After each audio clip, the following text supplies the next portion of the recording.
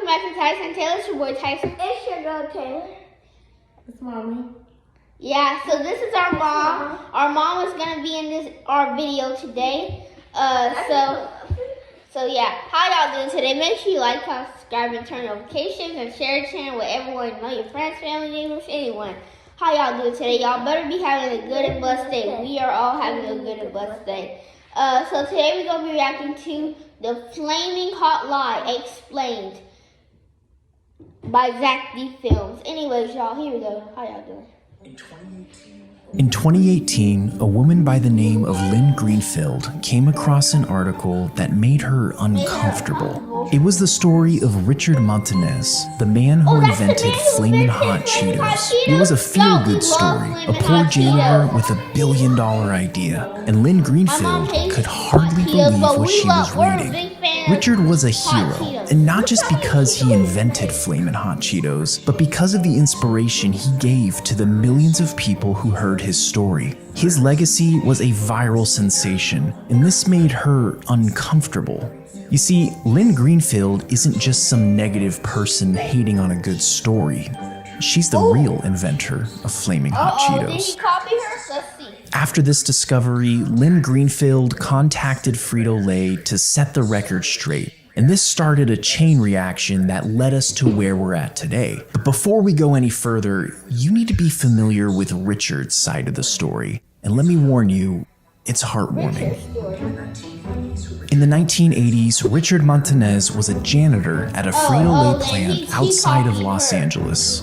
Roger Enrico was the CEO at the time, and he sent out a company-wide videotape encouraging employees to take more initiative and to act like they were owners. Now, while most employees just brushed this off as corporate fluff, Richard took it seriously.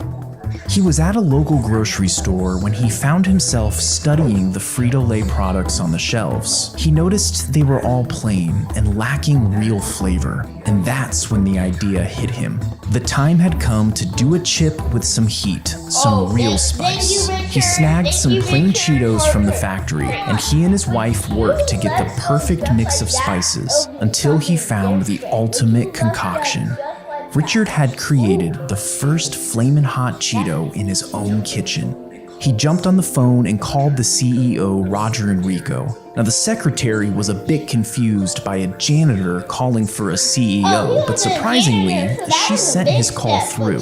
Enrico loved the idea. He told Richard he'd be at the plant in 2 weeks and asked him to prepare a presentation for the executives. Now, in Richard's own words, he couldn't read or write very well, and he had no formal business knowledge, but that wasn't going to stop him. He went to the local library, studied marketing concepts, and prepared 100 plastic baggies with his Cheeto invention.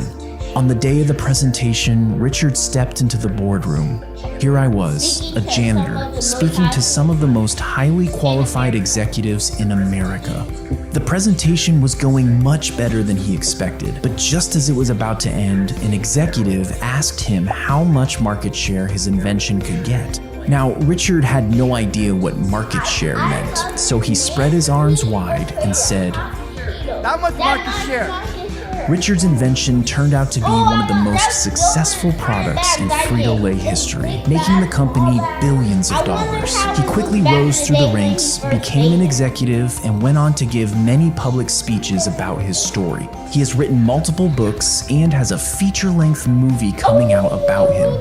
And then the internet made Richard a viral sensation, which ultimately led to an article that came across the eyes of Lynn Greenfield. According to Greenfield, the feel-good story about Richard was a lie.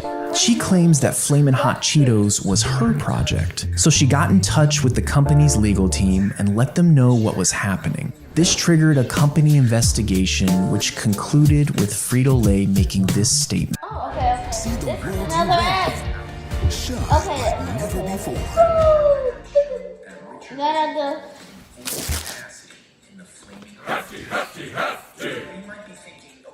None of our records show that Richard was involved in any capacity in the Flaming Hot test market. Now you might be thinking, okay, so he wasn't involved in the test market, but that doesn't mean he didn't come up with the idea, right? Well, Richard claims that he came up with the idea in a grocery store in California. But according to the investigation, the idea didn't come from California. It didn't even come from the corporate office in Texas. 6 former employees said the idea came from corner stores in Chicago and Detroit. Salesmen were noticing that spicy snacks were selling well in that area, so they relayed this information back to corporate, who tasked the project to the marketing department, which ultimately landed on the desk of Lynn Greenfield. But wait a minute. In Richard's defense, he had that big presentation where he pitched the idea of Flamin' Hot Cheetos. He describes this dramatic event as having over 100 people, most of whom were top executives of the company. So regardless of where the idea supposedly came from, Richard should have at least 100 people who can come to his defense and verify his story, right? Well, the LA Times tracked down 20 of those executives, and none of them remember this famous presentation. One former project manager was recorded as saying, "If that story existed, believe me, we would have heard about it."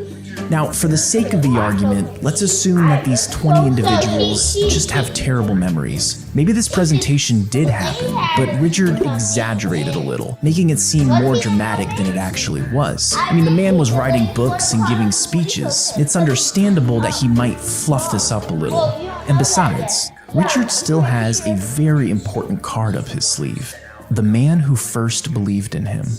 The former CEO, Roger Enrico, is a main character in Richard's story. He's the one who sent out the company-wide videotape that inspired Richard. He was the CEO who accepted the call from the janitor. He was the one who planned the famous presentation, and he's the one who approved the development of Flamin' Hot Cheetos. In Richard's latest book, he mentions Roger Enrico by name 60 times. So regardless of these other inconsistencies, Richard has the former CEO as his alibi. But there's just one problem. Roger Enrico wasn't the CEO at the time. His career with Frito-Lay started in early 1991, and this was 6 months after Flamin' Hot Cheetos were already developed. Enrico passed away in 2016 without ever mentioning Flamin' Hot Cheetos publicly. Now, the evidence is clearly stacked against Richard at this point. At the conclusion of the investigation, Frito-Lay came out with this statement: "We value Richard's many contributions to our company, especially his insights into Hispanic consumers, but we do not credit the creation of Flamin' Hot Cheetos or any Flamin' Hot products to him." How in the world did Richard Montanez mislead so many people? Well, in order to answer these questions, there's another part of this story that's really important. Do you remember when Richard said he called up the CEO, Roger Enrico, to pitch him his idea, and supposedly the secretary actually sent his call through? Well, that phone call actually happened.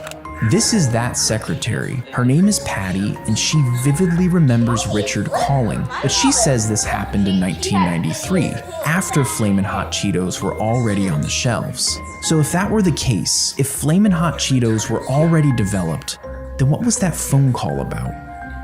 This is where the story gets even more complicated. The LA Times found a newspaper article about Richard from the early 90s. This was while he was still a plant worker. The article said that Richard had developed a new snack that was aimed at the Hispanic market. It goes on to say that he even tested recipes and came up with a marketing strategy. Sounds pretty familiar. Well, the article goes on to tell us the name of the product that Richard developed: Flamin' Hot Popcorn. This snack hit shelves in March of 1994 as an extension of Flamin' Hot Cheetos. Richard went on to develop an entire line of products called Sabritas, and this was a big project. So Frito-Lay hired this guy as a consultant. His name is Roberto Socinski, and he remembers Richard. Specifically, and this is important, he recalls Richard designing a marketing strategy with a local network of women hosting Tupperware parties. Now, this was a unique approach, and Roberto, who was hired on specifically for the Sabritas line, remembers it well. Richard talks about the Tupperware parties in his book, but as you might have guessed, he says it was for Flamin' Hot Cheetos. You might be starting to see a pattern here. There seems to be a lot of little nuggets of truth in Richard's story. As far as I can tell, there are 3 possible explanations to this whole mess. The first is that Richard lied, and I would guess this happened over the span of a few years, maybe a decade. Richard slowly started to conflate Flamin' Hot Cheetos with his own true story with these other products. Flamin' Hot Cheetos, Flamin' Hot Popcorn, what's the difference? The second possible explanation is that Richard has memory problems. There's an area of study in psychology called the misinformation effect, and it deals with how easily our memories can be influenced over time. I don't want to speculate too much on this, but in my research, it seems like this could easily apply to Richard's situation. The third and last possible explanation is that Richard is telling the truth. When the LA Times article dropped, it caused a PR nightmare for Frito-Lay. A lengthy statement was quickly issued defending Richard, reiterating his importance to the company. And people took this as a win for Richard, saying that the LA Times article was debunked and that Richard was in fact telling the truth. The only problem is that the statement never addressed the real issue. It danced around the only question that actually mattered. Did Richard Montanez invent Flamin' Hot Cheetos?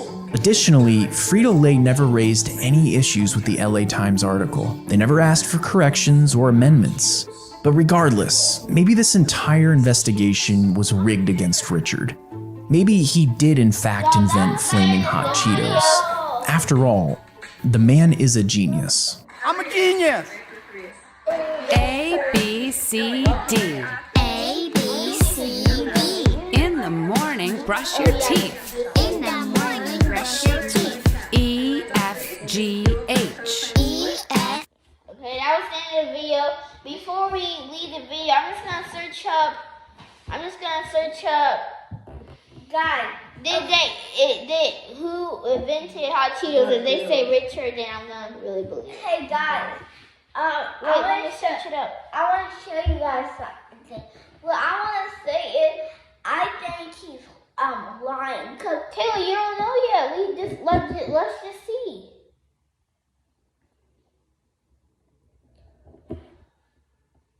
Who invented Hot Cheetos?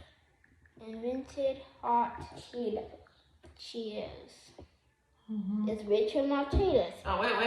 It says for 2 decades, Flamin' Hot Cheetos has been one of the most popular snacks in America. In recent years, its legend has grown as word spread that they were invented by Richard Martinez.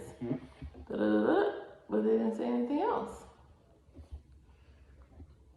you can maybe pick up. Okay, I'm gonna say, did Richard?